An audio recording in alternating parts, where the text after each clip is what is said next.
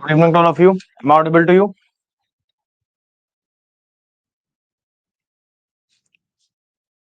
Am I audible? Audio video clear है? ठीक है, ओके, वेरी गुड।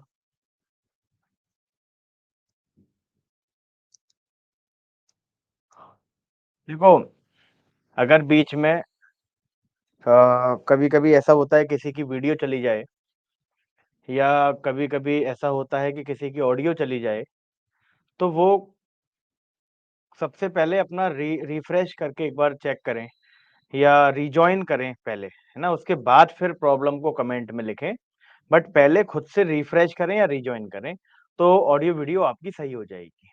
ठीक है? कभी-कभी वो नेटवर्क अटकता है तो वो ऑडियो चली जाती है, तो रिफ्रेश करने से या रिजॉइन करने से आ जाती है। ठीक है। तो देखो, एफिडेविट हमारा चल रहा था, पढ़ना स्टार्ट करते हैं। ठीक है, चलिए अब आपस में बातें बंद करिए, पढ़ना स्टार्ट करते हैं।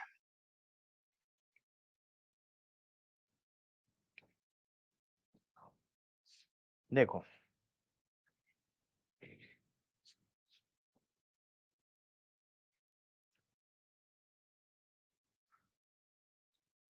Shashikant Bahera. Okay, thank you so much Shashikant. मैं बढ़िया हूँ। I am good.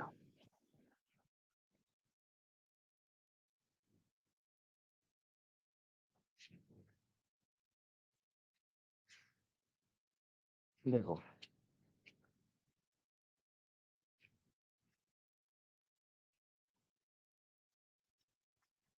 अब देखो, कल मैंने आपको बताया था, जब मैं काइंड ऑफ एफिडेविट्स करा रहा था, काइंड ऑफ एफिडेविट्स जब हम कर रहे थे, तो हमने देखा था कि कुछ एफिडेविट केवल ऐसे होंगे जो फैक्ट को डिक्लेयर करेंगे, कुछ एफिडेविट्स ऐसे होंगे जो केवल और केवल फैक्ट को डिक्लेयर करेंगे, है ना? डिक्लेयरिंग एफिडेविट्स फैक्ट को डिक्लेयर करेंगे, जैसे एंटी रैगिंग का बनाते हो, एज का बनाते हो, गैप का बनाते हो। ठीक, तो ये तो एफिडेविट्स होंगे, सिंपल एफिडेविट। क्लियर? इसके बाद एक एफिडेविट्स होते हैं, एक एफि एक एफिडेविट्स ऐसे होते हैं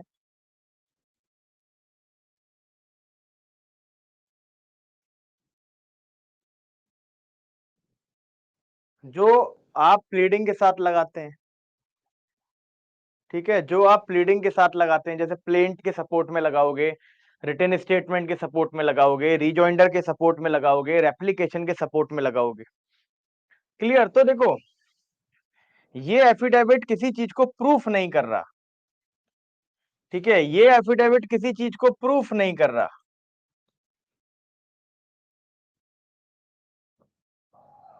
किसी चीज को proof, it is only a declaration. It is only a declaration.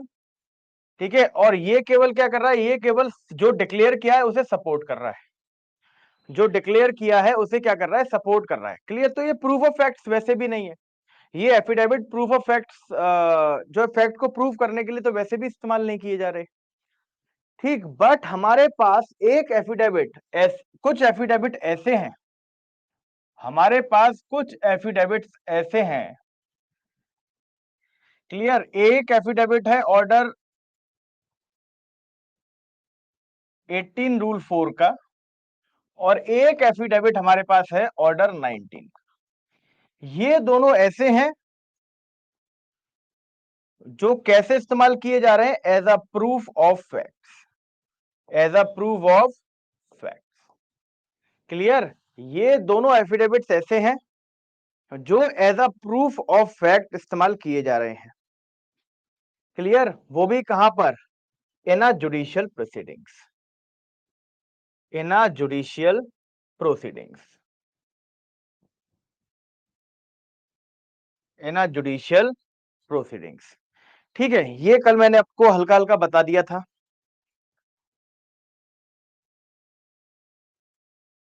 ठीक, उसके बाद, नहीं बेटा, यहां कोई टोन नहीं बज रही, कोई भी टोन नहीं बज रही यहां पे।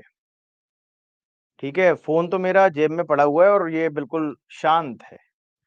ठीक है, तो रिंगिंग पे तो मैं वैसे भी कभी नहीं रखता फोन को, और क्लास में तो बिल्कुल ही नहीं, और ना मेरे पे कोई फोन आ रहा।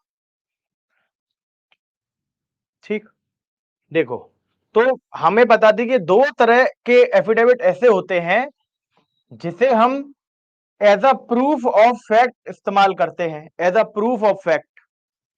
क्लियर? मतलब किसी फैक्ट को प्रूफ करने के लिए हम एफिडेविट लगाएंगे।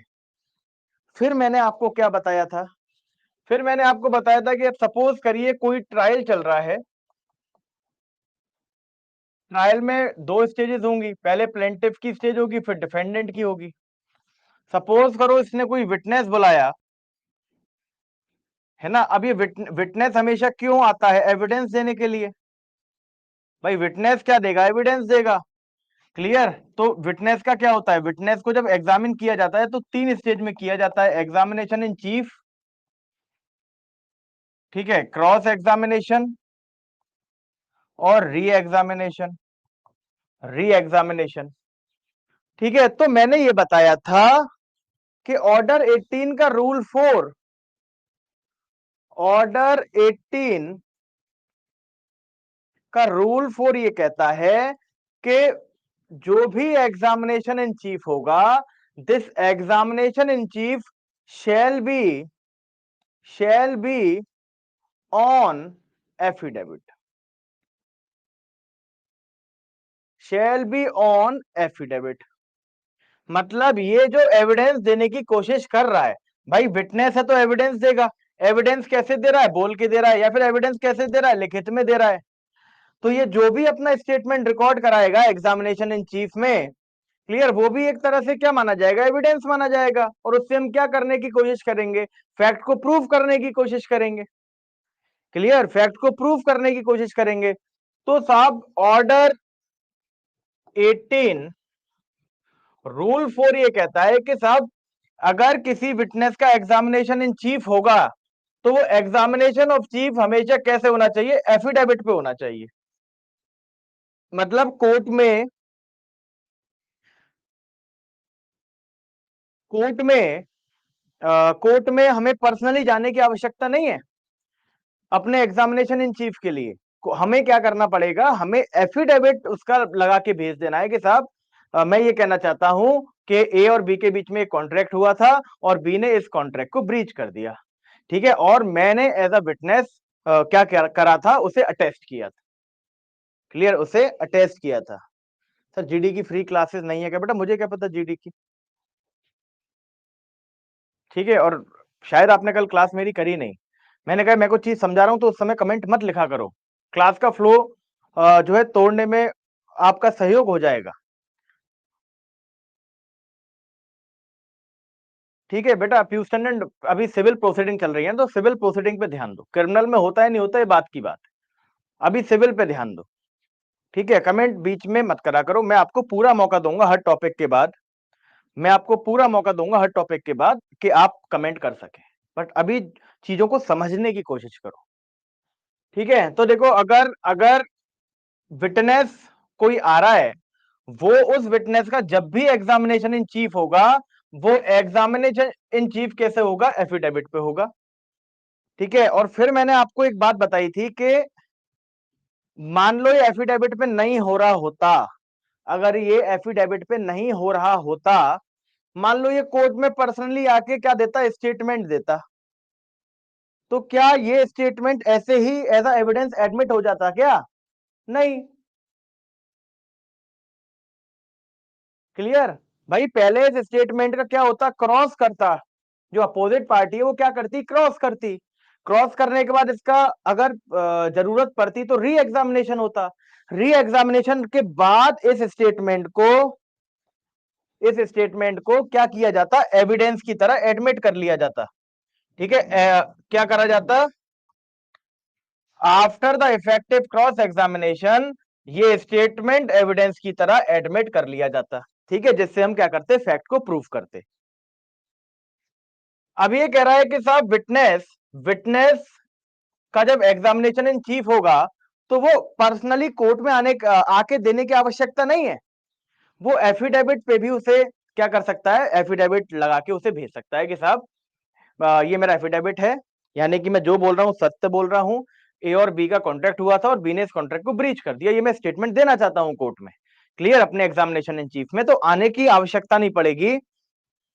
ये क्या करेगा, इसका एफिडेविट लगा देगा। क्या करेगा, इसका एफिडेविट लगा देगा।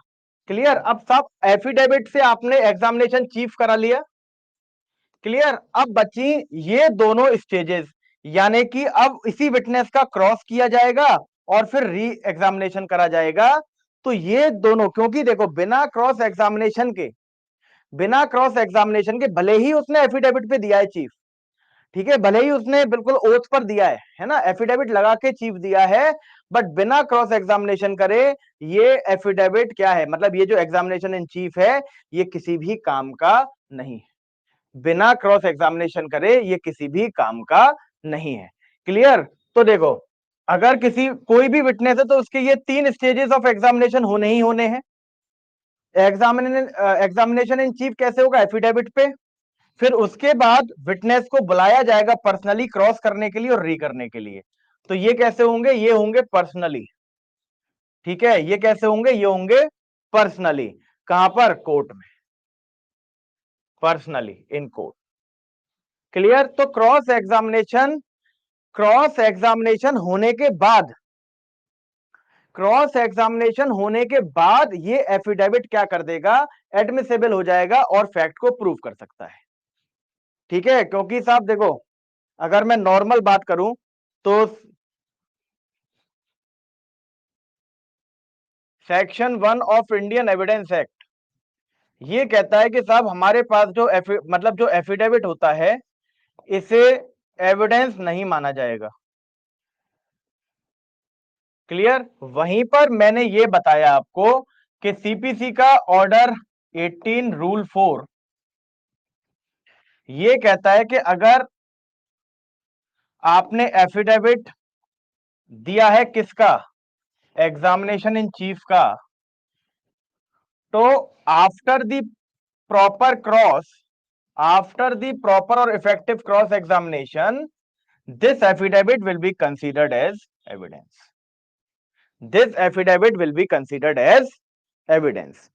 ठीक है, तो ये केवल सपोर्ट नहीं कर रहा फैक्ट को, ये केवल फैक्ट को, ये केवल, थैंक यू रजत, ये केवल फैक्ट को सपोर्ट नहीं कर रहा, ये क्या कर रहा है, ये तो सीधे कह रहा है कि साहब हम इस एफिडेविट को ही क्या मान लेंगे, एविडेंस मान लेंगे और इससे फैक्ट को प्रूव कर देंगे, इससे फैक्ट को प्रूव कर देंगे, but only after the effective cross examination. Clear, तो ये कहीं ना कहीं ये जो एफिडेविट है ऑर्डर 18 रूल 4 का, ये कहीं ना कहीं इसका क्या हो जाएगा, एक्सेप्शन हो जाएगा। ठीक है, अगर साधारण भाषा में बात करें तो कहीं ना कहीं, ठीक है, कहीं ना कहीं क्या हो जाएगा, ये जो ऑर्डर 18 रूल 4 सीपीसी का जो एफिडेविट है जिससे हम क्या कर रहे हैं, फैक्ट को प्रूफ कर रहे हैं, फैक्ट को क्या कर रहे हैं, फैक्ट को प्रूफ कर रहे हैं, और फैक्ट को प्रूफ कैसे करेंगे, एविडेंस देके। क्लियर, और एविडेंस क्या है, ये एफिडेविट एविडेंस है हमारा, ये एफिडेविट क्या है, ये एफिडेविट एविडेंस है। क्लियर, तो हम ऐसा मानेंगे कि जो एफिडेविट ऑर्डर 18 रूल 4 वाला, ये section 1 of Indian evidence act का क्या है, एक्सेप्शन। क्लियर, डेविड पुरी रुके रहो, फिर गलतियां मत करो, ठीक है, बार बार,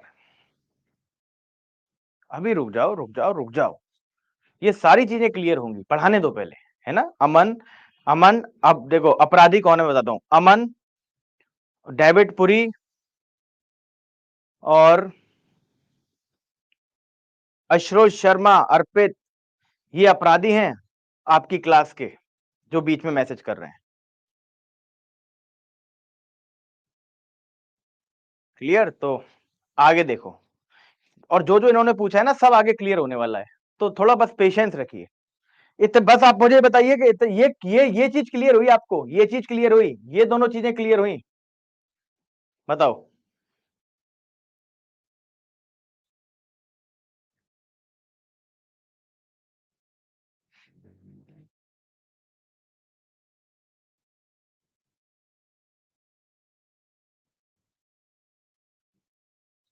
देखो,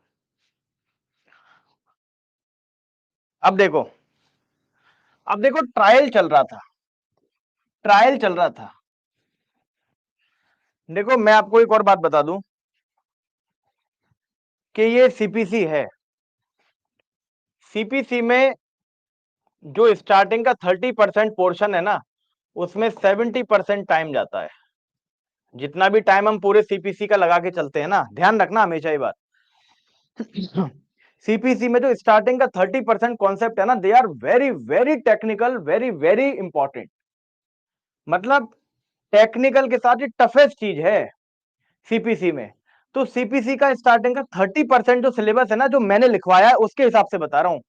ये 70% टाइम ले लेगा, जितना टाइम हम सीपीसी में देंगे, और जो बाकी का 70% सीपीसी है ना, वो 30% टाइम में हो जाता है। क्योंकि यहां पर हम 70% टाइम देके सीपीसी को बिल्कुल अंदर से जान चुके होते हैं, फिर 70% सीपीसी 30% टाइम में हो जाता है। तो सीपीसी की कहानी यही है, ठीक है। सीपीसी की कहानी यही है। सीपीसी में क्या होता है, सीपीसी में स्टार्टिंग में बहुत समय लगता है, इसलिए हमें ज्यादा कंसंट्रेशन से बैठना चाहिए। These are the basic concepts, ठीक है। ये बहुत ज्यादा टेक्निकल होते हैं, इसलिए इन्हें आपको सीखना चाहिए। एक बार सीख गए तो जीवन भर के लिए सीख जाएंगे। अब देखो ये चल रहा है, ठीक है, ट्रायल चल रहा है, ट्रायल। अब ट्रायल में आपको पता है कि साहब कोई विटनेस आया, कोई विटनेस आया। अब आपको पता है कि विटनेस की तीन स्टेजेस होनी है एग्जामिनेशन की। एक होना है एग्जामिनेशन इन चीफ, क्लियर। एक होना है क्रॉस एग्जामिनेशन, एक होना है री एग्जामिनेशन, ठीक है। ये आपको पता लग गया होगा अब तक, ठीक है, ये आपको अब तक पता लग गया होगा। अब हमने देखा कि साहब ऑर्डर 18 रूल 4 कहता है कि इस एग्जामिनेशन इन चीफ को किस पे करा लो, एफिडेविट पे करा लो। किस पे करा लो, एफिडेविट पे करा लो। मतलब ये जो डब्ल्यू है, ये जो विटनेस है, इसे कोर्ट में आने की आवश्यकता नहीं है, बस एफिडेविट लगा देगा। क्या लगा देगा, इसका एफिडेविट लगा देगा, और एफिडेविट से ही इसका एग्जामिनेशन इन चीफ कोर्ट में एडमिट हो जाएगा, क्लियर।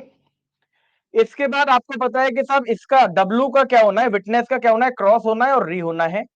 ये दोनों कैसे होंगे, ये दोनों पर्सनली किए जाएंगे, ये दोनों पर्सनली किए जाएंगे, ठीक।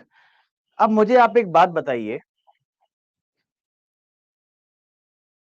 मुझे आप एक बात बताइए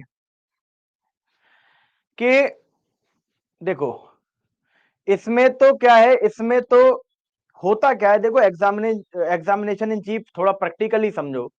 जैसे मान लो मैं विटनेस बन के गया, ठीक है, विटनेस बन के गया, स्टार्टिंग में जिसने मुझे बुलाया है ना, वही मेरा चीफ करेगा।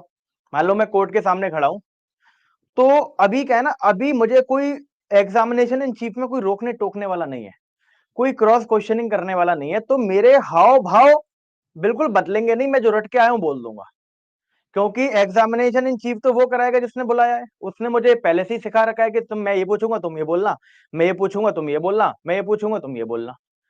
उसने कहा क्या हाँ भैया, क्या आपने देखा था ए और बी के बीच में कॉन्ट्रैक्ट होता हुआ? मैं कहूंगा जी हाँ देखा था। और क्या देखा?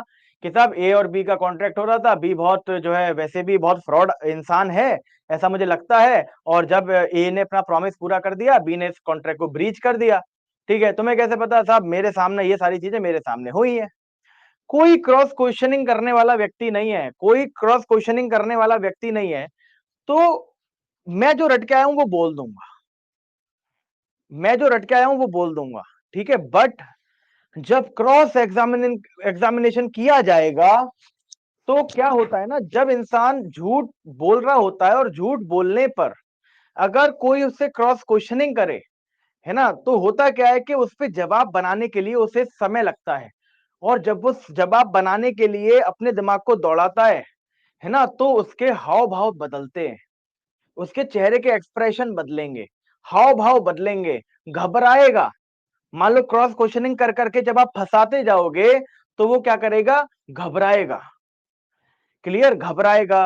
हो सकता है कि मतलब बता ही ना पाए, आ ऊ करता रह जाए, क्लियर। जैसे हम इंटरव्यू में जब बैठे होते हैं और कोई क्वेश्चन हमें ऐसा पूछ लो जो हमें नहीं आता, तो हम क्या करते हैं, हम ऊपर देखते हैं, है ना, करते हैं आंसर से पहले। तो जब माइंड ब्लैंक हो जाता है ना, जब हम वो चीज हमसे नहीं पूछी जाती जो हम पढ़ के आते हैं, वो चीज हमसे कोई पूछ ले तो हम ब्लैंक हो जाते हैं। क्लियर? तो है ना, तो क्रॉस एग्जामिनेशन में इंपॉर्टेंट क्या होता है? इंपॉर्टेंट होता है इंसान का हाव भाव, इंसान का डेमनेर। ठीक है, इंसान का डेमनर बहुत ज्यादा इंपॉर्टेंट होता है at the stage of cross examination, जब उसे क्रॉस क्वेश्चनिंग करेगी अपोजिट पार्टी कि अच्छा तुमने ए और बी के कॉन्ट्रैक्ट होते हुए देखा, तुम वहां थे, अच्छा तुम तो यहां थे, झूठ बोल रहे हो, कोर्ट को गुमराह कर रहे हो। तो आदमी ने झूठ बोला होता है, वैसे डर जाता है। क्लियर? तो उस वक्त क्या है, उस वक्त हाव भाव इंपॉर्टेंट हो जाता है। अब देखो, मैं आपसे एक बात पूछना चाहता हूं कि हमने हमने ये क्यों रखा, हमने एग्जामिनेशन इन चीफ एफिडेविट पे क्यों रखा? क्योंकि देखो इसमें तो क्या होता था, इसमें तो जो जो पार्टी, क्योंकि जो पार्टी बुला रही है वही एग्जामिनेशन इन चीफ कराती थी। वो बोलती थी हाँ बेटा क्या सीख क्या है बता। वो कहता था कि साहब अच्छा मैं खड़ा था, ए ने बी के साथ क्या करा, कॉन्ट्रैक्ट किया, ये 5 रुपए का और पेन का, ए ने पेन पैसे दे दिए, बी ने पेन नहीं दिया, सब रटा वो बोल देता था। तो उसमें जज का कोई काम नहीं था, उसमें जज का कोई काम नहीं था, बस जज को रिकॉर्ड करने के लिए टाइम वेस्ट होता था। तो हमने कहा कि साहब जब जज का कोई काम ही नहीं है इसमें, भाई जो जिस पार्टी ने बुलाया है वो क्वेश्चन कर रही है, वो आंसर दे रहा है, ये तो ये रट के आए होंगे। तो इसने कहा कि आने की आवश्यकता नहीं है, कोर्ट का टाइम वेस्ट मत करो, ये तो आप लिख के ही दे दो कि क्या आप कहना चाह रहे हो। ठीक है, इसके प्रैक्टिकल एस्पेक्ट में देखो कि ये तो जो आप कहना चाह रहे हो तो आप लिख के दे दो।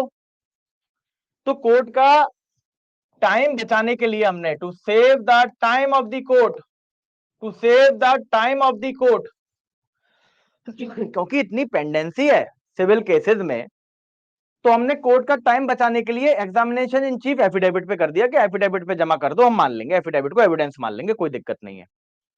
कोई भी एविडेंस बिना इफेक्टिव क्रॉस एग्जामिनेशन के बेकार होता है। वो तभी एडमिट किया जाता है जब उसका प्रॉपर क्रॉस हो जाए। और क्रॉस एग्जामिनेशन में डेमनर इज इंपॉर्टेंट, हमारे हाव भाव इंपॉर्टेंट है। जज क्या करेगा, हमारे हमारे डेमनर को रिकॉर्ड करेगा, जज क्या करेगा, हमारे डेमनर को रिकॉर्ड करेगा। ठीक है, हमारे हाव भाव पढ़ेगा, है ना, ऑब्जेक्शन करेगा हमसे। क्लियर? हमें तोड़ने की कोशिश करेगा, हमारी क्रेडिबिलिटी खत्म करने की कोशिश करेगा सामने वाला वकील, यानी कि अपोजिट पार्टी। तो वहां पर हाव भाव देखने के लिए क्रॉस एग्जामिनेशन पर्सनली होना जरूरी है। और क्रॉस एग्जामिनेशन में मतलब जो जो चीजें क्या हो जाएंगी, कॉन्ट्राडिक्ट हो जाएंगी, उन्हीं को क्या करेगा, उन्हीं को सही करेगा री एग्जामिनेशन में वो पार्टी जिस पार्टी ने विटनेस को बुलाया है।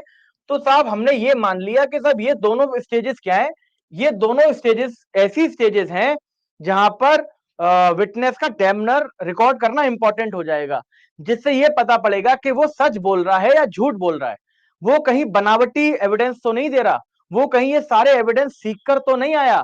तो इसीलिए डेमनर को रिकॉर्ड करना इंपॉर्टेंट हो जाएगा।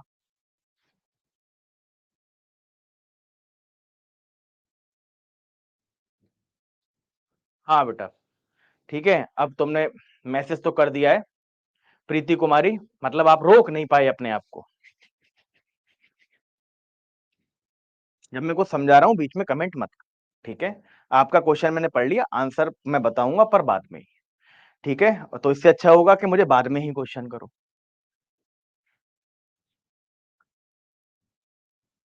क्लियर? तो देखो, ये समझो कि एग्जामिनेशन इन चीफ क्या है, एफिडेविट पे हो रहा है, ऑर्डर 18 रूल 4 कह रहा है। ठीक है, बट क्रॉस एग्जामिनेशन और री एग्जामिनेशन पर्सनली करना चाहिए कोर्ट में, है ना, कोर्ट में पर्सनली करना चाहिए कोर्ट में। अब देखो, अब हमने क्या किया, हमने अब इसमें भी हम चाह रहे थे कि कोर्ट का टाइम बच जाए। ठीक है, इसमें भी हम चाह रहे थे कि कोर्ट का टाइम बच जाए। ठीक है, कोर्ट का टाइम बच जाए। तो हमने कहा कि यार कोर्ट का टाइम बच जाए, तो क्या हम इसे भी एफिडेविट पे ले लें? तो हमने सोचा नहीं यार, एफिडेविट पे तो नहीं ले सकते, क्योंकि एफिडेविट पे, अगर एफिडेविट पे हम लेंगे, है ना, एफिडेविट पे लेंगे तो इसका डेमनोर कैसे पता पड़ेगा? इसके हाव भाव कैसे पता पड़ेंगे? क्लियर? तो हमने सोचा कि यार इस चीज के लिए हम क्या करते हैं, किसी व्यक्ति को अपॉइंट कर देते हैं ना, हर चीज जज करे, ये भी तो इंपॉर्टेंट नहीं है। हम क्या कर देंगे कि साहब ठीक है, ये जो क्रॉस एग्जामिनेशन और री एग्जामिनेशन है ना, ये पर्सनली कराया जाना है। क्यों कराया जाना है? क्योंकि इसमें एग्जामिनर को रिकॉर्ड करना इंपॉर्टेंट है। भाई कोर्ट के पास टाइम नहीं है, तो हमने कहा कि ठीक है, हम क्या करेंगे, कमिश्नर अपॉइंट कर देंगे। हम क्या करेंगे, कमिश्नर अपॉइंट कर देंगे। और इस कमिश्नर का काम होगा, इस कमिश्नर की ड्यूटी होगी कि जिन जिन का एग्जामिनेशन इन चीफ हो चुका है, उस व्यक्ति का क्रॉस एग्जामिनेशन कराएं। और क्रॉस एग्जामिनेशन होते वक्त जो उसके हाव भाव हैं, जो उसका डेमिनर है, क्लियर, वो रिकॉर्ड करे और उसका क्रॉस एग्जामिनेशन और अपना ओपिनियन लगा के कोर्ट में भेज दे। ठीक है, बच गया टाइम। पर्सनली एग्जामिनेशन भी हो रहा है और कोर्ट का टाइम भी बच गया, क्योंकि इस काम के लिए कोर्ट ने क्या कर दिया, एक कमिश्नर अपॉइंट कर दिया और कहा कि आप क्रॉस एग्जामिनेशन कराओ, है ना, अपने सामने, और देखो कि उसके हाव भाव क्या हैं। जब उससे क्रॉस क्वेश्चनिंग की जा रही है तो उसके हाव भाव क्या हैं, उसके हाव भाव रिकॉर्ड करो, ठीक है, और अपने ओपिनियन के साथ हमको भेज दो। क्लियर? ओपिनियन के साथ हमको भेज दो। क्लियर? तो अब क्या है, कमिश्नर क्या करेगा, इनके रिकॉर्ड करेगा। कमिश्नर फिर क्या बनाएगा, रिपोर्ट बनाएगा, और रिपोर्ट बना के कोर्ट में भेज देगा। ठीक है, कितने दिन में, 60, विद इन 60 डेज। ठीक है, मतलब जब से रिकॉर्ड किया है तब से 60 दिन मिलेंगे रिपोर्ट बना के कोर्ट में भेजने के लिए। क्लियर? क्लियर? अब देखो, जहां पर आपने ये सारा चीजें समझी हैं, जहां पर आपने ये सारी चीजें समझी हैं, वहां पर मैं कुछ डिक्टेट करा रहा हूं, वो लिख लीजिए, हेडिंग डाल लीजिए, duties of commissioner. Duties of commissioner,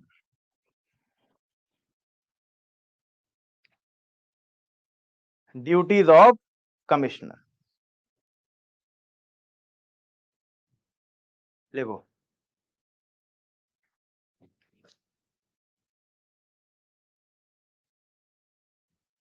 लिखो।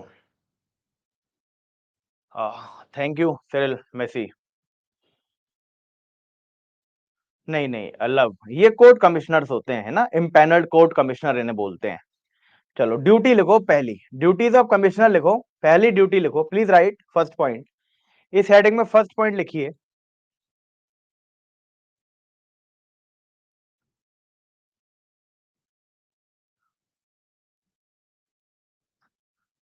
ठीक है बेटा, मैं बीच बीच में बैठ जा रहा हूँ, वो भी उस डिक्टेशन कराने के टाइम पे, क्योंकि डिक्टेशन कराते वक्त बोर्ड का कोई काम नहीं होता है ना, बोर्ड का कोई काम नहीं होता, इसलिए मैं वैसे तो मैं डिक्टेशन में भी नहीं बैठता, बट मैं बैठता इसीलिए हूँ क्योंकि थोड़ा सा बैक में प्रॉब्लम मेरे अभी चल रही है हाल फिलहाल। ठीक है, हाल फिलहाल में बैक में थोड़ी सी प्रॉब्लम चल रही है, तो और वैसे इससे कोई आपको कोई नुकसान होगा नहीं। ठीक है,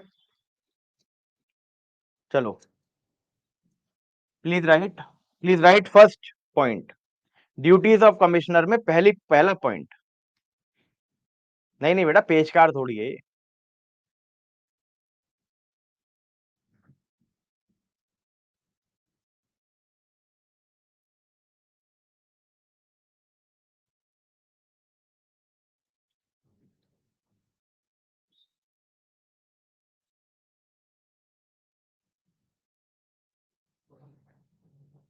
ठीक है, please right, the commissioner has multifold duties, the commissioner the commissioner has multifold duties, the commissioner has multifold duties. Number one, to record the statement of the witness, to record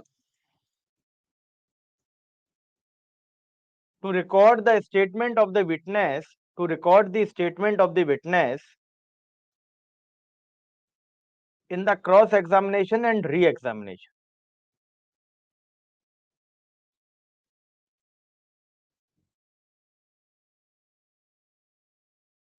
to record the statement of the witness, to record the statement of the witness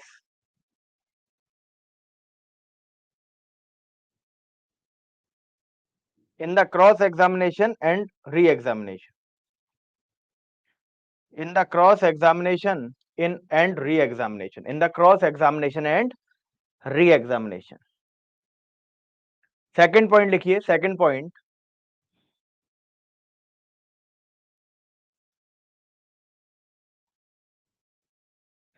to record the demeanour of the witness. Demeanour का मतलब होता है हाव भाव, उसके हाव भाव record करने के लिए। To record the demeanour, demeanour DEMEA, DEMEA NOUR, NOUR, to record the demeanour of the witness. Raj M Jariwala, मैंने पहली बोल दी थी, मुझे पता था कि मतलब स्पेलिंग, जब मैं ही कंफ्यूज हो जाता हूँ इसमें, तो बच्चे तो बहुत सारे हो जाते होंगे, तो इसलिए मैं पहले ही बोल दी पूछने से। To record the demeanour, DEMEA NOUR,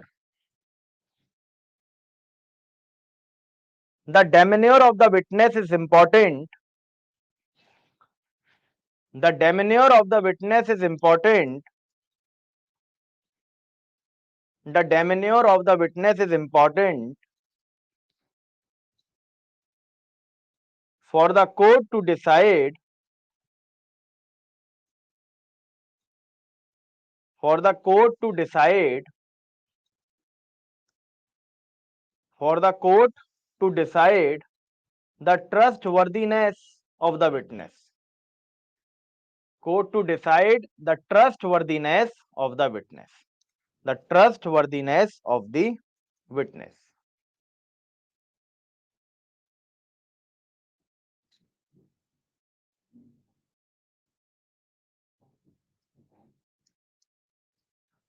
ठीक है, नेक्स्ट पॉइंट लिखिए, please right next point,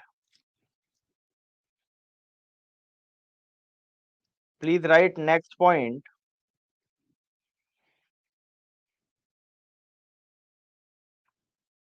steno का काम दूसरा होता है मंजीत सिंह, ठीक है, स्टेनो का काम अलग होता है।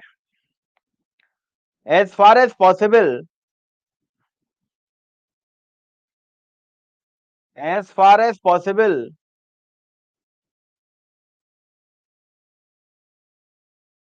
as far as possible, the commissioner has to record the evidence,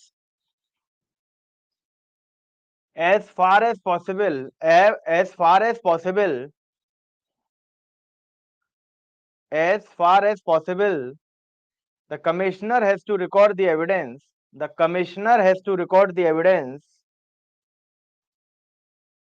and send the report to the court, and send the report to the court within 60 days। ठीक है, 60 दिन के अंदर क्या करेगा, रिकॉर्ड करके, डेमिनोर रिकॉर्ड करके, सारी चीजें रिकॉर्ड करके, क्रॉस एग्जामिनेशन करा के, पूरी रिपोर्ट बनाकर 60 दिनों के अंदर कहां भेजेगा, कोर्ट में भेजेगा। ठीक है, and send the report to the court, and send the report to the court within 60 days।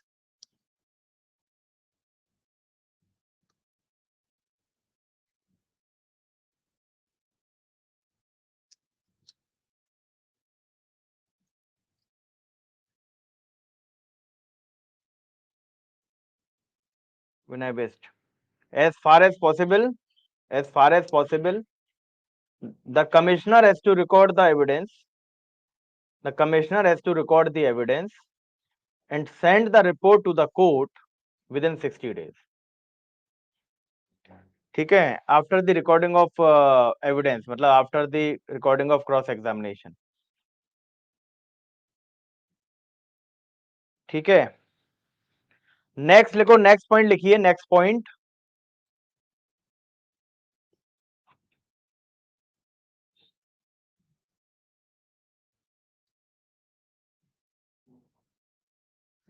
Next point लिखो, the provision related to commissioners, the provision related to commissioners are dealt under section 75 and 76 of CPC.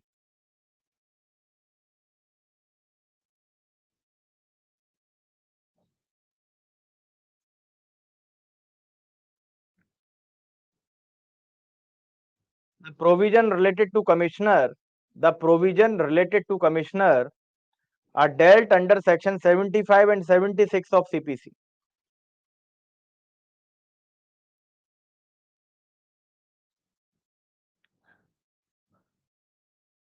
And they are called and they are called and they are called they are called and they are called impaneled court commissioners.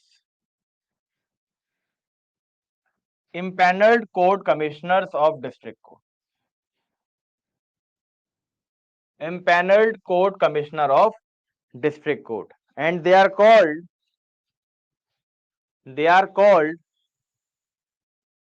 dealt under section 75 and 76 of CPC. ठीक है, dealt under section 75 and 76 of CPC. Clear? They are called impaneled court commissioner of district court. Clear? अब paragraph इसी point में paragraph change करना, इसी point में paragraph change करो.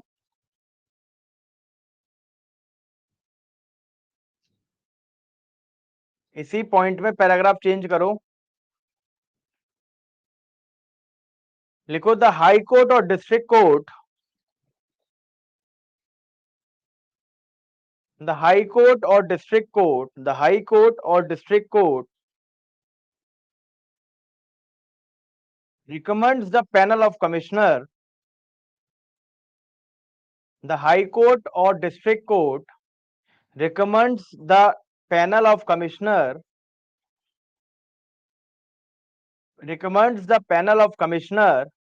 for that particular district court.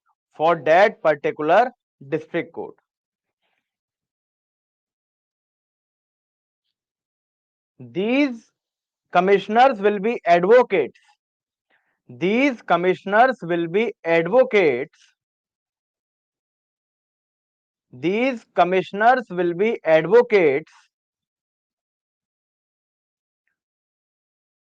Practicing for a minimum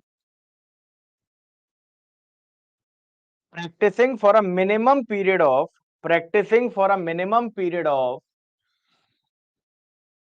7 years in the court. Practicing for a minimum period of 7 years in the court. Clear? तो किसे बनाते हैं?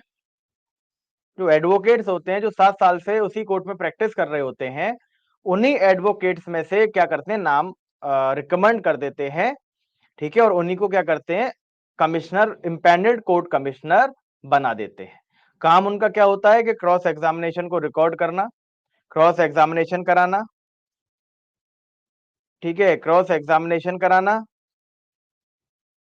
री एग्जामिनेशन कराना, उनके डेमनर को रिकॉर्ड करना और रिपोर्ट बना के कोर्ट को भेज देना. ठीक है, कोर्ट कमिश्नर्स.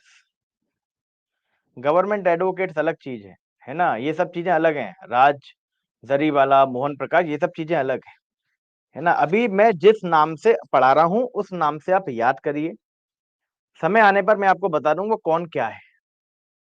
ठीक है, अभी मैं जो नाम जिसका पढ़ा रहा हूं वो याद करो. अगर ऐसे नाम से याद करोगे, नोटरी या गवर्नमेंट एडवोकेट, या इससे कंफ्यूजन आ जाएगा. इन्हें भूल जाओ, कोर्ट की चीजों को भी भूल जाओ, केवल क्लास की चीजों को याद रखो कि जो कमिश्नर्स अभी रुक जाओ लब, मैं कुछ बोल रहा हूं, मैंने तुम्हारा मैसेज पढ़ लिया, अभी कर दूंगा रिपीट, है ना. पीछे मत पड़ जाया करो एक ही बात के. जो कमिश्नर्स क्रॉस एग्जामिनेशन और री एग्जामिनेशन को कराएगा, उनके डेमनर को रिकॉर्ड करेगा, विटनेस के डेमनर को, और रिपोर्ट बना के कहां भेज देगा, कोर्ट में भेज देगा. ये कमिश्नर ऐसे कमिश्नर को हाई कोर्ट और डिस्ट्रिक्ट कोर्ट रिकमेंड करता है उस एक डिस्ट्रिक्ट कोर्ट के लिए, और इन्हें बोलते हैं empanelled court commissioners of district court, empanelled court commissioners of district court. Clear? ये नाम अभी आप याद रखिएगा, बाकी नाम भूल जाइए। ठीक है, हाँ। लव एडवोकेट्स के बाद है practising for a minimum period of 7 years, practising for a minimum period of 7 years in the court, in the court. नहीं बेटा, गवर्नमेंट जॉब नहीं होती।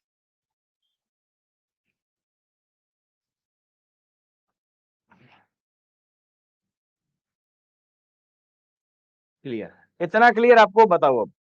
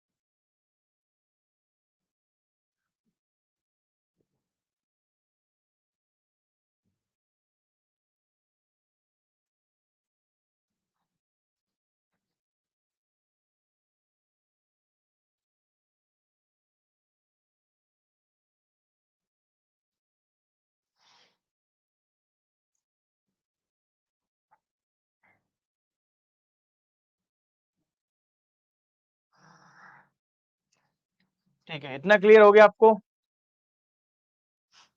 इतना क्लियर हो गया? आगे बढ़ते हैं।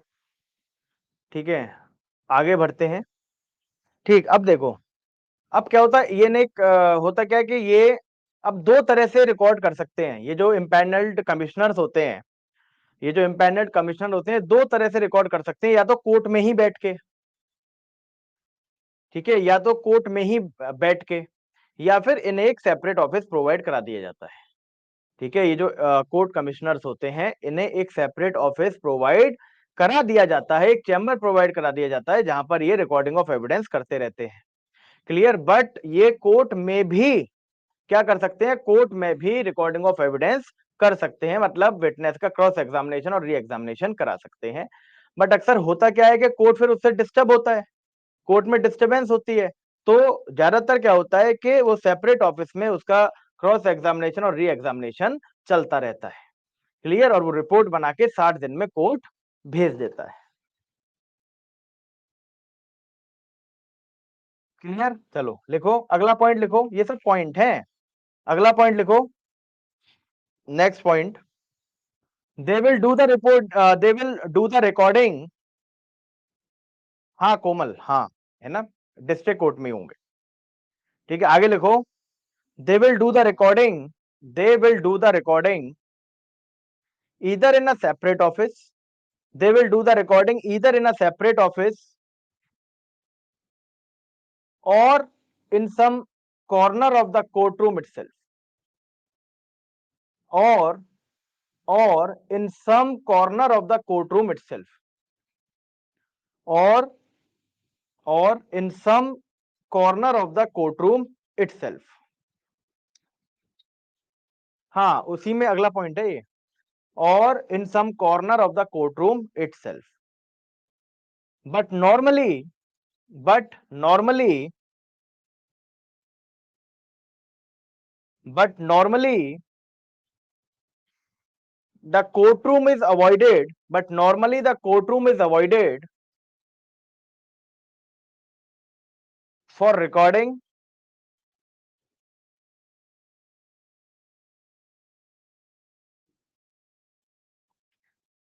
but normally the courtroom is avoided for recording, courtroom is avoided for recording, as it may disturb the normal court proceedings, at it may disturb, at it may disturb the normal court proceedings, the normal court proceedings.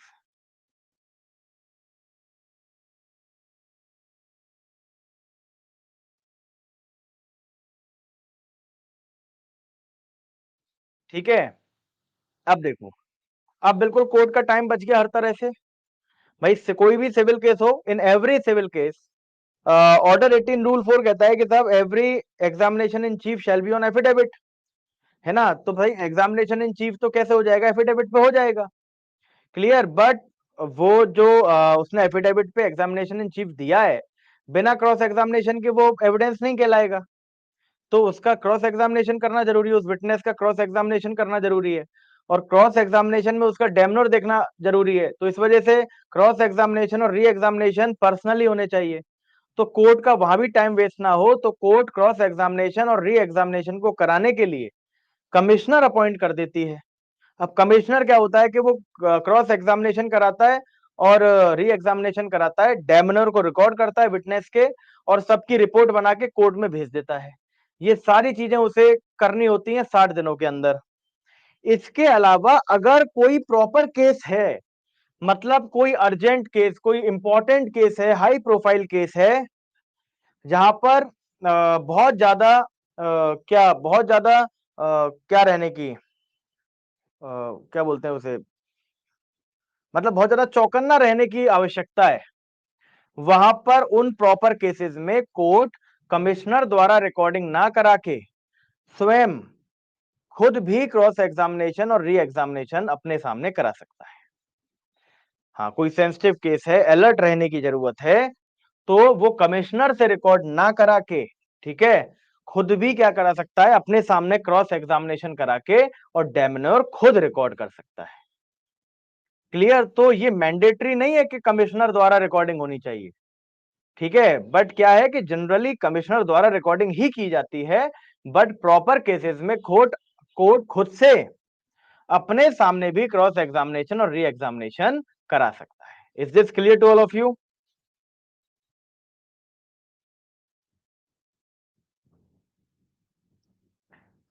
Is this clear? चलो इस पे और paragraph लिख लो। This is the last para, ये duties का last para है, ये ड्यूटीज का लास्ट पैरा है, इसे और लिख लीजिए आप। ठीक है आमिर अब्बास, अभी जब मैं खत्म कर दूंगा ना सब, तब मैं क्वेश्चन सबके लूंगा। Please right. It was held in Salim advocate case, it was held in Salim advocate case,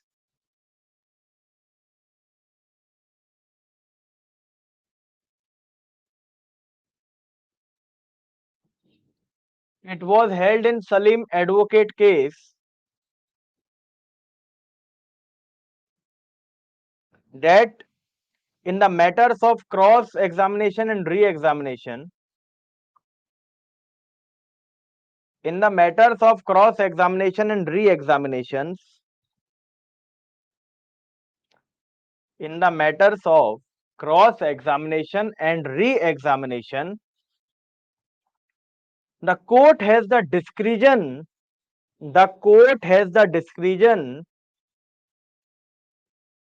the court has the discretion either to get the cross, either to get the cross examination done before the commissioner, either to get the cross examination done before the commissioner, done before the commissioner, or in proper cases, or in proper cases, or in proper cases, it may get it done before, it may get it done before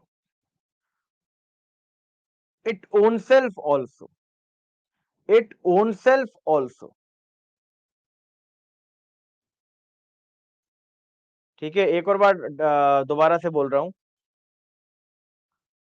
it was held in Salim advocate case that in the matter of cross examination and re-examination, ठीक है, in the matters of cross examination and re-examinations, the court has the discretion, the court has the discretion to get the cross examination, to get the cross examination,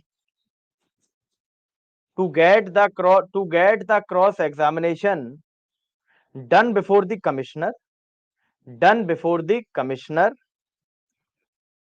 or in proper cases,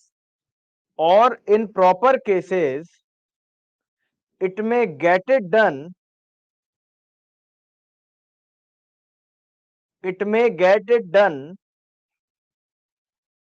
before its own self also. Before its own self also.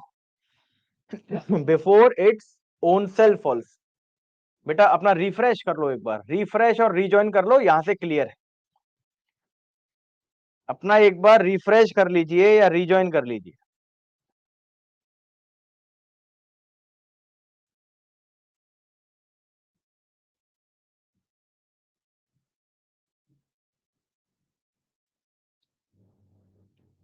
ठीक है, इतना लिख लिया,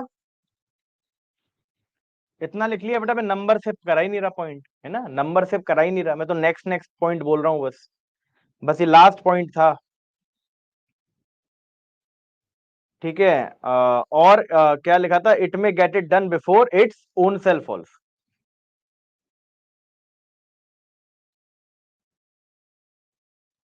जो मैं लिख रहा हूँ वो तो आपको कॉपी में लिखना ही लिखना है। बाकी जो हैंड रिटन नोट्स आ रहे हैं, उसमें कुछ आपको एक्स्ट्रा मिले तो उसे ऐड ऑन करके आप कॉपी में ही ऐड करते रहिए। ठीक है, जिनका कुछ छूट गया, एक आध लाइन जिनकी छूट गई है, वो रिकॉर्डिंग से पूरा कर लीजिएगा, है ना, वो रिकॉर्डिंग से पूरा कर लीजिएगा।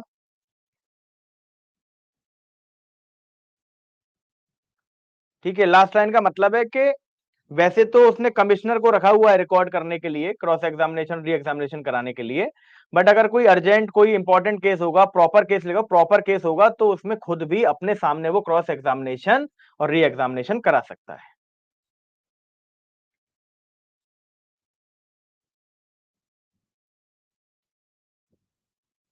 हाँ आदित्य,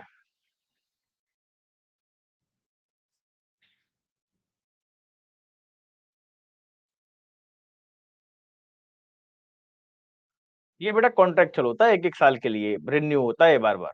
ठीक है लव।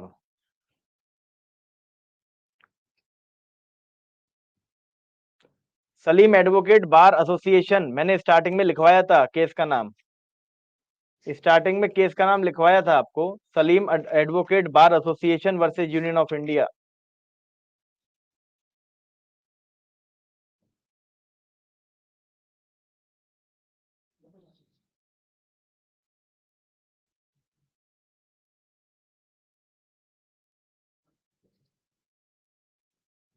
ठीक है, अनामिका सिंह पर्सनली एफिडेविट से होता है, बट मैंने ये भी आपको लिखवाया था कि पर्सनली बुला के भी एग्जामिनेशन इन चीफ अपने सामने रिकॉर्ड करा सकता है इनहेरेंट पावर को यूज करके।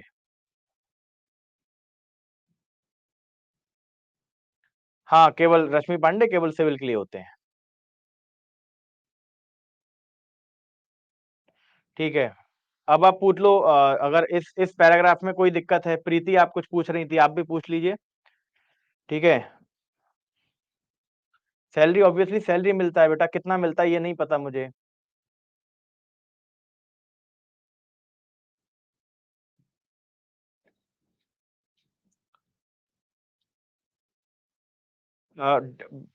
बेटा अपोजिट पार्टी का लॉयर ही करेगा क्रॉस एग्जामिनेशन, बट कमिश्नर के सामने करेगा, कमिश्नर उसे अपने सामने कराएगा, रिकॉर्ड कराएगा, उसका डैमनर देखेगा, उसके डैमनर को रिकॉर्ड करेगा।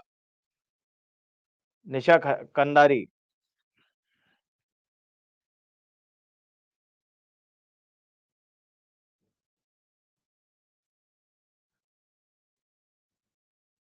अच्छा, पद्मा लहादोल, लद्दाख। अच्छा ओके, मैं गया हूँ लद्दाख घूमने एक बार। ना हिंदी में तो मैं पूरा समझाया मैंने पहले, उसके बाद इंग्लिश में लिखवाता हूँ। मैं कोई भी चीज ऐसी नहीं है कि उसे इंग्लिश में लिखवा दूं और समझा ही ना हो। मैं पहले समझाता हूँ हिंदी में, उसके बाद इंग्लिश में लिखवाता हूँ। ठीक है, मतलब इसका मतलब है रविशंकर कुमार के मतलब कमिश्नर के आगे उसे रिकॉर्ड क्रॉस एग्जामिनेशन और री एग्जामिनेशन को रिकॉर्ड कराने के लिए वो कमिश्नर से रिकॉर्ड कराएगा, बट कुछ केसेस में वो खुद भी रिकॉर्ड कर सकता है, ये मतलब है इसका।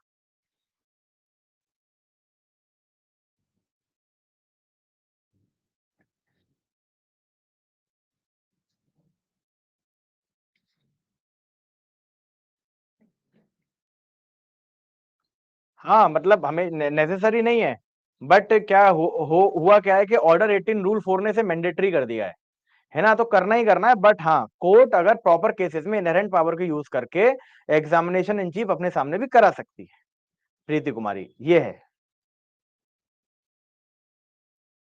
ठीक है ठीक है, इतने मत पूछो, इतने मत पूछो, ये तो लास्ट में पूछना, लास्ट में। ठीक है, लास्ट में पूछना, क्वेश्चन लास्ट में पूछना।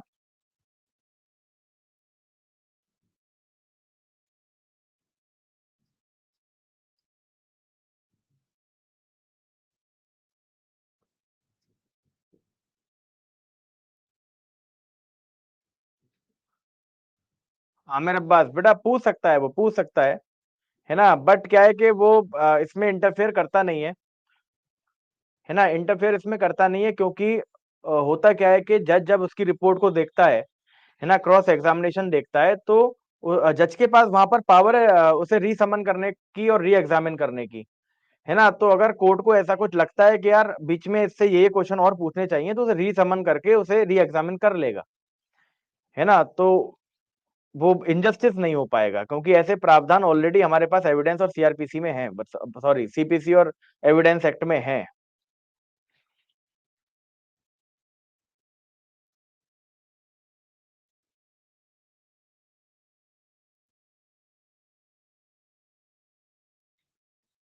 ठीक है बेटा, वहां क्यों नहीं होता ये तो मुझे नहीं पता। ठीक है, बट मैं कोशिश करूंगा कि मैं तुम्हें बता पाऊं आगे, है ना, या फिर हो सकता है कि कोई ऐसे प्रोविजन आएंगे जिसमें ऑटोमेटिकली ये चीज कवर हो जाएगी। निखिल गुप्ता। ठीक है, 60 डेज का टाइम है बेटा, इसमें भेजना ही भेजना है इसे। हाँ, प्रैक्टिसिंग एडवोकेट 7 साल की प्रैक्टिस होनी चाहिए कम से कम।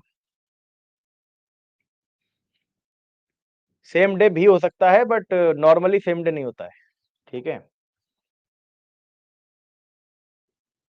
चलो अब ब्रेक दे रहा हूँ, 2 मिनट का, 2-3 मिनट का ब्रेक दे रहा हूँ आपको। एक बार आप अच्छे से रिवाइज कर लीजिए। ठीक है, इस कमिश्नर वाले पार्ट को अच्छे से रिवाइज कर लीजिए। इसके बाद हल्का सा section 1 of Indian evidence act मुझे कराना है, और उसके बाद ऑर्डर 19 के एफिडेविट पे आ जाएंगे। हाँ, अविनाश कुमार यही है। बेटा जैसे डाउट नहीं आता, वो तो बहुत अच्छी बात है। बहुत अच्छी बात का ये है कि वो एक्स्ट्रा दिमाग नहीं चला रहा, जो एक्स्ट्रा दिमाग नहीं चलाएगा। और मतलब एक्स्ट्रा दिमाग चलाना ऐसा नहीं है कि मैं कह रहा हूँ कि बहुत अच्छी बात है कि नहीं, आपको ज्यादा नहीं पढ़ना चाहिए। आपको ज्यादा पढ़ना चाहिए, बट जज बनने के बाद पढ़ना चाहिए, है ना, क्योंकि किसी भी चीज में आपको पीएचडी नहीं करनी। आपको केवल एग्जामिनेशन पॉइंट ऑफ व्यू से बहुत बारीक चीजें पढ़नी है, क्योंकि अभी आपको 20 सब्जेक्ट लेके चलने हैं अपने साथ में, याद करने हैं। तो जिसमें जितना कन्फाइन रखोगे उतनी ज्यादा अच्छी तैयारी मानी जाएगी, इसीलिए जितना मैं करा रहा हूँ, अगर उस पर कन्फाइन रहोगे ज्यादा फायदे में रहोगे। कराऊंगा अभी, लव कराऊंगा अभी, रुक जाओ, सब्र करो, एक बार में थोड़ी हो जाएगा सब कुछ। कोई भी एडवोकेट, रविशंकर कुमार, कोई भी।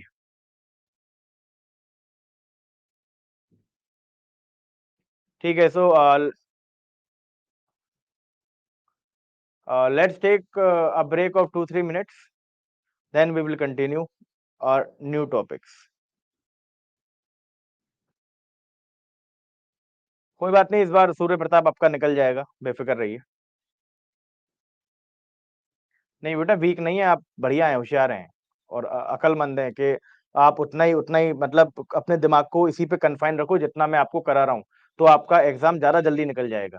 ठीक है, ये बात आपको रियलाइज होगी बाद में, जब आप पेपर दे के आओगे ना, तब आपको ये बात रियलाइज होगी कि यार वाकई में हम कम पढ़ा, कन्फाइन पढ़ा तो ज्यादा बार पढ़ पाए, ज्यादा बार पढ़ पाए तो अच्छा याद हो गया, अच्छा याद हो गया तो अच्छा लिखा है, और अच्छा बिना सोचे लिखोगे तभी 3 घंटे में पूरा पेपर कंप्लीट कर पाओगे, और कंप्लीट कर पाओगे तो सिलेक्शन हो जाएगा। ठीक है, पढ़ने को तो आप सीबीसी में 1 साल पढ़ सकते हो, 2 साल पढ़ सकते हो। ठीक है, बट एग्जाम निकालने के लिए हमें एग्जामिनेशन पॉइंट ऑफ व्यू से चीजें को करनी चाहिए। ठीक है, अब जैसे बीच में कोई पूछ रहा सर सैलरी कितनी होती है, ये एडवोकेट कौन ये करता है, कितने साल होते हैं, तो ये क्या है कि दिमाग उसका कितना डाइवर्टेड है कि वो किधर किधर भाग रहा है, देखो। और अगर क्लास में बैठ के उसका ऐसे दिमाग भाग रहा है, वो सब कुछ कमिश्नर के बारे में जान लेना चाह रहा है, तो वो कभी चीजों चीजों को कन्फाइन नहीं कर पाएगा, कभी भी चीजों को कन्फाइन नहीं कर पाएगा, नुकसान करेगा आगे जाके अपना। बिल्कुल इनफ है मनोज प्रकाश, बिल्कुल इनफ है। चलिए, हाँ जीनत लॉयर दे सकते हैं, बिल्कुल दे सकते हैं। Thank you Himanshi Bisht. चलिए okay, so let's take a break of 3-4 minutes, then we will continue section 1 and order 19 का एफिडेविट। दे सकते हैं जीनत, दे सकते हैं बिल्कुल।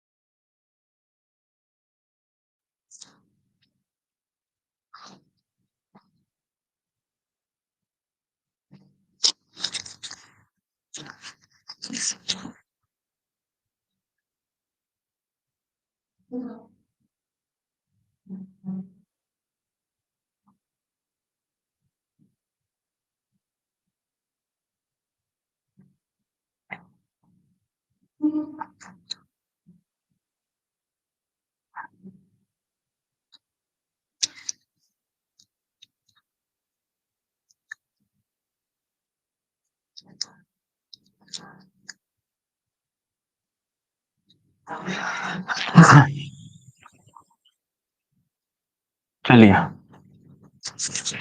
ये अब ये कमिश्नर का हमारा पूरा हो गया।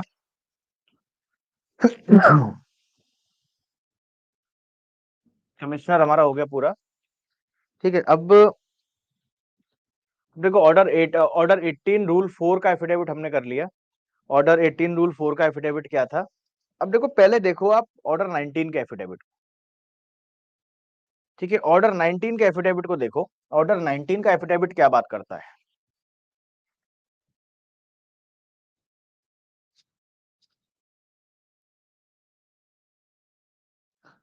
ठीक, अब देखो ऑर्डर 19 भी क्या बात कर रहा है? ऑर्डर 19 कह रहा है कि आप क्या कर सकते हो एफिडेविट से,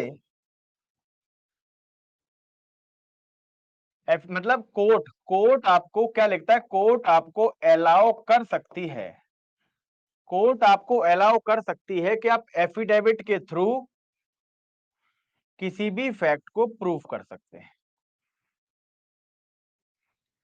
बहुत ध्यान से समझना, बहुत ध्यान से समझना बेटा, करवाऊंगा अभी, होने दो पहले, है ना?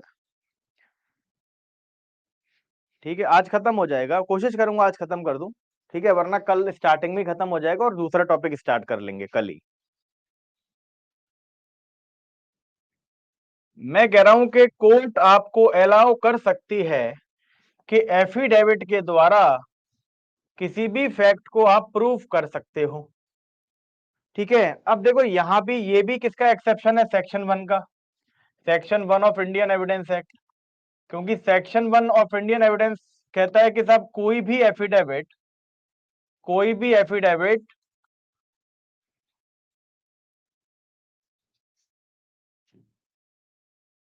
एविडेंस की तरह कंसीडर नहीं किया जा सकता, कोई भी एफिडेविट एविडेंस की तरह कंसीडर नहीं किया जा सकता।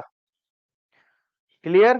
तो सेक्शन 1 क्या कह रहा है? कोई किसी भी एफिडेविट को एविडेंस नहीं मानोगे। बट ऑर्डर 19 कह रहा है कि कोर्ट किसी किसी फैक्ट के लिए अलाउ कर सकती है कि आप एफिडेविट से क्या करो, उस फैक्ट को प्रूफ करा दो, है ना? अलाउ कर सकती है, हर वर्ड पे गौर देना, कर सकती है, ठीक। तो कहीं ना कहीं ये जो ऑर्डर 19 है, ये भी एक सेक्शन 1 का क्या हो जाएगा? एक्सेप्शन हो जाएगा, ठीक है। ऑर्डर 19 क्या हो जाएगा? एक्सेप्शन हो जाएगा। बहुत अच्छा रिलेशन है ऑर्डर 19 के एफिडेविट में और ऑर्डर 18 रूल 4 के एफिडेविट में, है ना? क्योंकि वो रूल 4 वाला जो एफिडेविट है ना, वो तो 2002 के बाद वो प्रोविजन ऐड करा गया है। ये उससे पहले से चला आ रहा है, बहुत स्टार्टिंग से चला आ रहा है ऑर्डर 19 वाला एफिडेविट जो है। क्लियर? तो पहले तो एक स्टार्टिंग का पैराग्राफ लिख लो, फिर इसका पर्पस कराएंगे कि ऑर्डर 19 करता क्या है। पहले एक बार एक स्टार्टिंग पैराग्राफ लिख लीजिए, ऑर्डर 19 में स्टार्टिंग पैराग्राफ लिख लीजिए। Please right, on one hand, please right, on one hand section 1 of Indian evidence act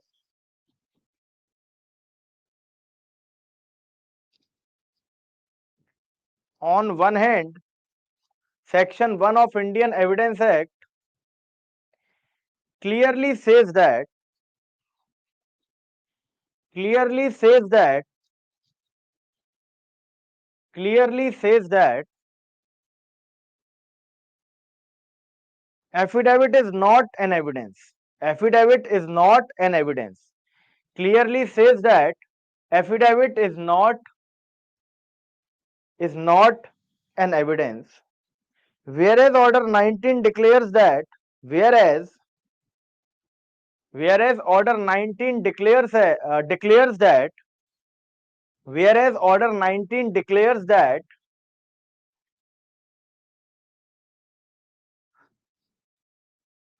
the court में अलाउ, देखो बहुत ध्यान से देखना, ये इंपॉर्टेंट वर्ड है। द कोर्ट में अलाउ, द कोर्ट में अलाउ, द कोर्ट में allow a fact to be proved by affidavit. The court may allow a fact to be proved by affidavit. ठीक है, क्या कर सकता है कोर्ट? कोर्ट अलाउ कर सकता है, हाँ डिस्क्रिजन है कोर्ट के पास।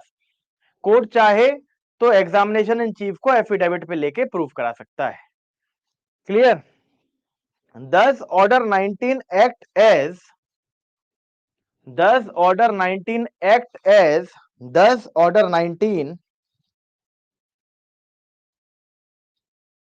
thus order 19 act as, order 19 act as,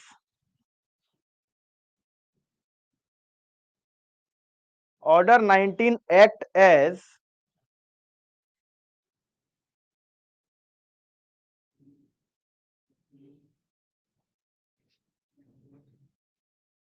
act as an exception to Indian Evidence Act.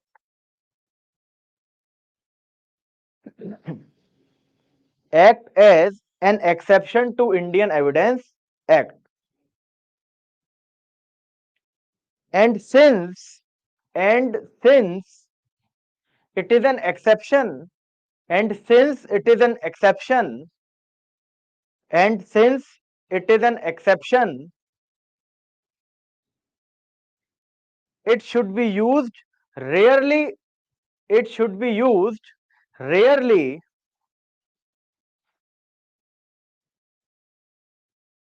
it should be used rarely, rarely पे खत्म कर, it should be used rarely.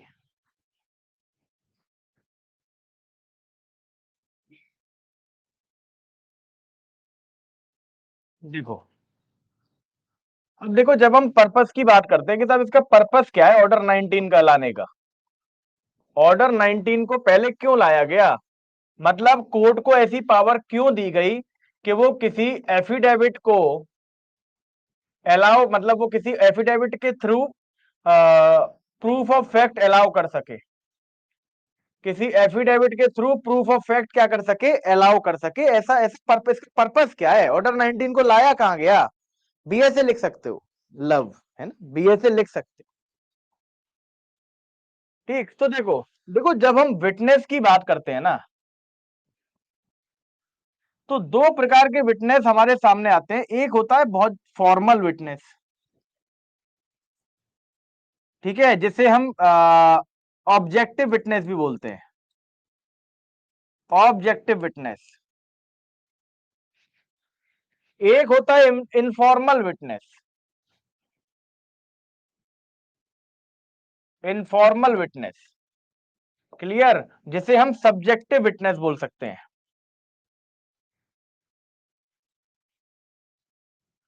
अब देखो ये फॉर्मल विटनेस कौन से विटनेस हैं?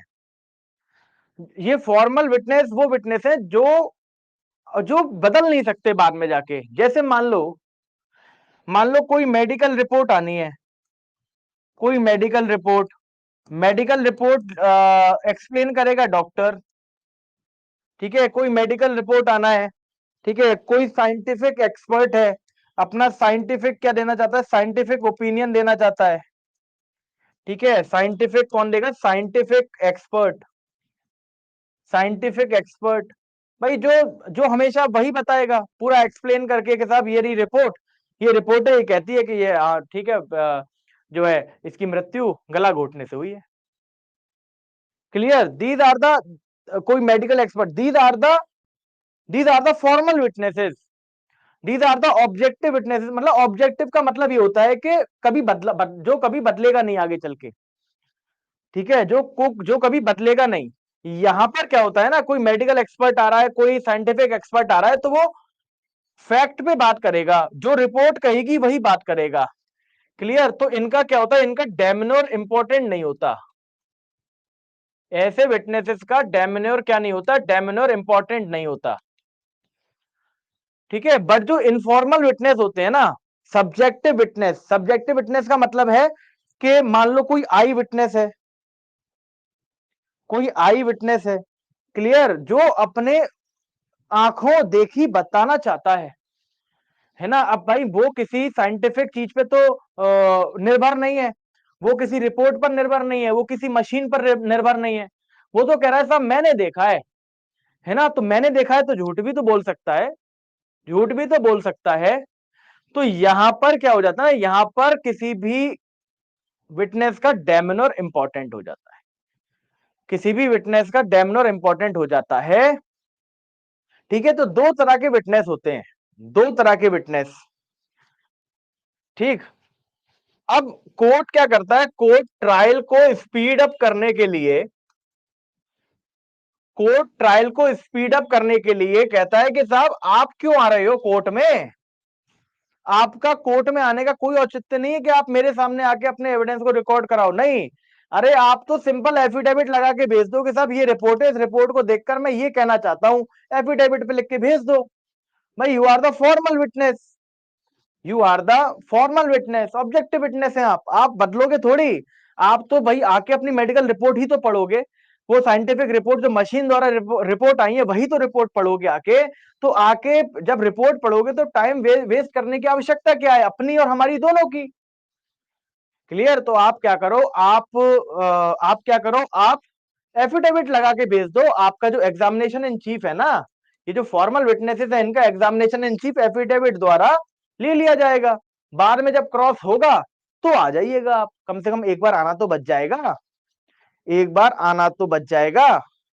क्लियर, तो होता क्या था, इसका पर्पस ये था कि साहब ट्रायल को तेज करने के लिए हम क्या करते थे, कुछ विटनेस, जिन विटनेस का डेमनर इंपॉर्टेंट नहीं है रिकॉर्ड करना, उनके एग्जामिनेशन ऑन चीफ को एफिडेविट पे करा सके ताकि कोर्ट का टाइम बच सके। क्लियर, तो इसीलिए ऑर्डर 19 के एफिडेविट का इस्तेमाल किया जाता था। ठीक है, तो ऑर्डर 19 क्या कहता है, ऑर्डर 19 कहता है कि कोर्ट अलाउ कर सकता है कि एग्जामिनेशन इन चीफ को एफिडेविट पे कर लिया जाए। और अलाउ करता कब था, in the cases of formal witnesses, in the cases of formal witnesses. इतना क्लियर आपको, बताइए इतना क्लियर हुआ आपको।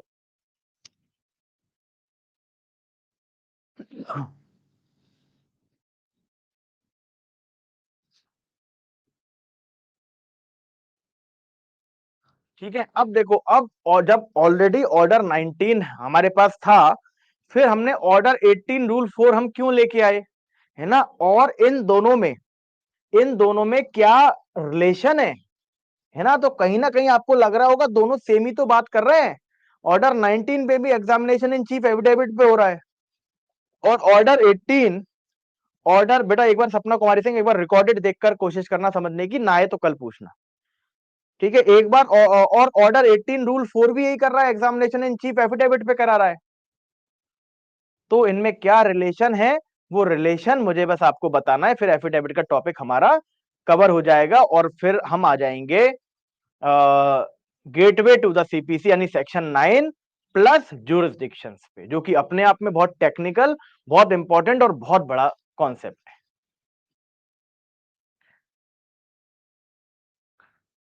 क्लियर, फॉर्मल विटनेस का मतलब होता है जितने भी ऐसे विटनेस होते हैं ना जो अपने मेमोरी से बात नहीं कर रहे होते, वो रिपोर्ट से बात कर रहे होते हैं। ठीक है, जो अगर उनके अलावा कोई और भी पढ़ेगा फिर भी वो रिपोर्ट बदलेगी नहीं, ऐसे फॉर्मल विटनेस होते हैं, तो उनके डेमनर की आवश्यकता नहीं होती। क्लियर, सिराज, लतिका।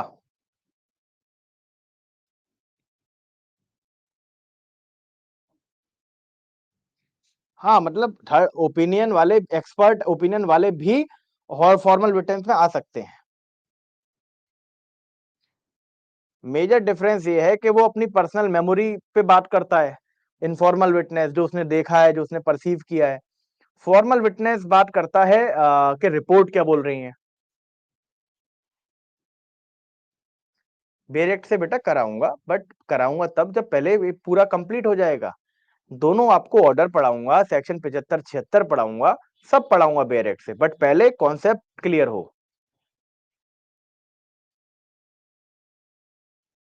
हाँ मेरा बस, यू आर करेक्ट।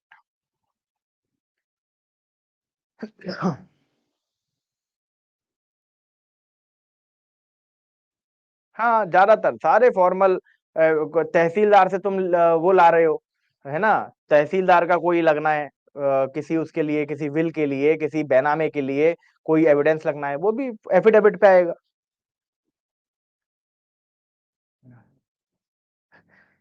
हाँ, आज इतना ही पढ़ाएंगे और कल कराएंगे इसे। ठीक है, कल कराएंगे इसे, 4 से 5:30 होता है ना आपका टाइम, फिर भी मैं 5-10 मिनट आपके डाउट ले लेता हूँ, है ना। तो 5:30 हो गए थे, इस वजह से अब नया हम स्टार्ट नहीं कर सकते रिलेशन, तो रिलेशन कल कराएंगे, उसके बाद सेक्शन 9 स्टार्ट हो जाएगा। मतलब कल तो क्या है कि कल तो इस रिलेशन में और जितना भी हमने पढ़ा है एफिडेविट्स में, उन सबकी बेरेक्ट रीडिंग में सारा टाइम चला जाएगा। बेरेक्ट रीडिंग भी आपको करानी जरूरी है, क्योंकि बेरेक्ट से भी आपको लैंग्वेज पता होनी चाहिए। कुछ नहीं बता रहा था लव, मैं ये बता रहा था कि जैसे तहसीलदार किसी बैनामे के लिए कोई एविडेंस देना है कि हाँ साहब इनका ये है, ये रजिस्टर्ड है, इनका चढ़ा हुआ है ना, तो वो भी एफिडेविट देता है।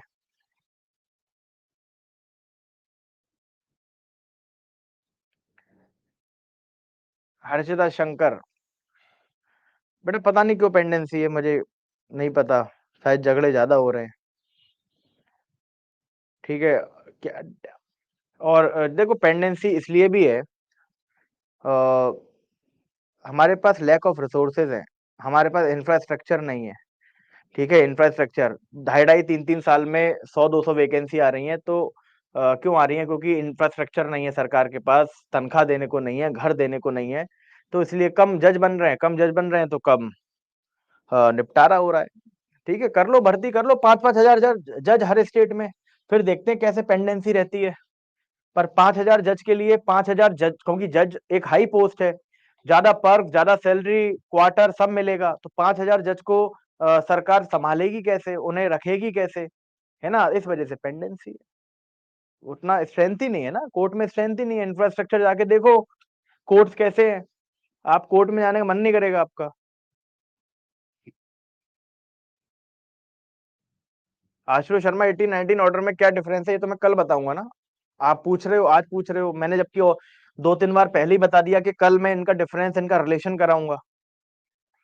खैरुल निशा, बेटा कोई स्लो नहीं हो रहा, मैंने एक दिन भी फास्ट पढ़ा दिया ना, आप ही कहोगे कि सर आज समझ नहीं आया। मैंने क्या कहा था अभी स्टार्टिंग में, आपने वो बात सुनी थी मेरी कि स्टार्टिंग के 30% सीपीसी में 70% टाइम जाता है। मतलब स्टार्टिंग के 30% जो टॉपिक्स मैंने लिखवाए हैं ना, वो स्टार्टिंग के 30% टॉपिक्स में पूरे सीपीसी का 70% टाइम देना होता है।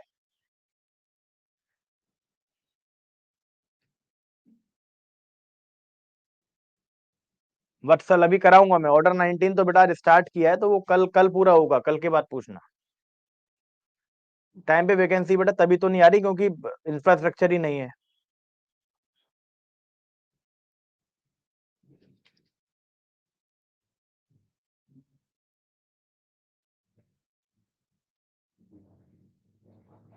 नहीं बेटा, वो तो एविडेंस बन जाएगा ना, साहिल कुंद्रा, एविडेंस बन जाएगा।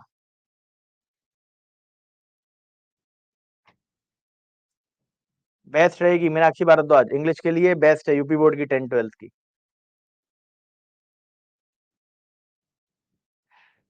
हाँ, नामिका सिंह जा सकते हो। हाँ, बहुत वैकेंसी अर्पित, बहुत वैकेंसी खाली है, बट बेटा वो नाम पे इंफ्रा है सरकार पे देने के लिए, ना पैसे हैं। अब कौन बिना सैलरी कहाँ से देंगे बेचारे। ओथ कमिश्नर वो होता है जो, जिसके सामने आप ओथ करते हो, है ना, मतलब जिसके सामने एफिडेविट, जो एफिडेविट को आपको अटेस्ट करके दे देता है कि हाँ ठीक है मेरे सामने इसने ओथ ले ली।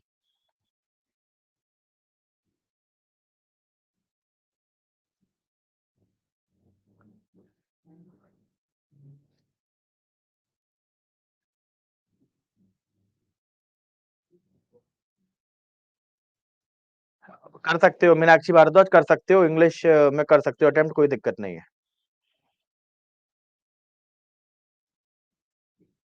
हाँ, निधि यादव जा सकते हो।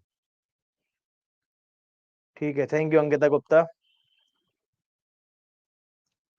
Topic wise, topic Bhanu Pratap, topic wise. सरकार को कोर्ट से बेटा पता नहीं मुझे क्या फायदा होता है, मेरी तो समझ में नहीं आती। कोर्ट से तो अब कुछ नहीं है उसका भाई, सरकार का काम है गवर्न करना। गवर्न करने के लिए हमें जो है ये सब चीजें रखनी पड़ेंगी ना। कोर्ट क्या करता है? कोर्ट बैलेंस बनाता है, बैलेंस।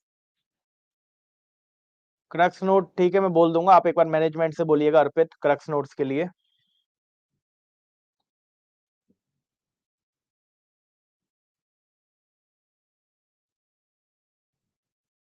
साहिल कुंद्रा, जज का रिपोर्ट का रेफरेंस नहीं होता, वो तो क्या है ना, वो तो कोर्ट को बोलता है, कोर्ट फिर जो रिपोर्ट आती है ना उसके हिसाब से वो उसे उसमें लगा लेता है। ठीक है, आप फाइल कभी देखिएगा, उसमें पता चलेगा आपको।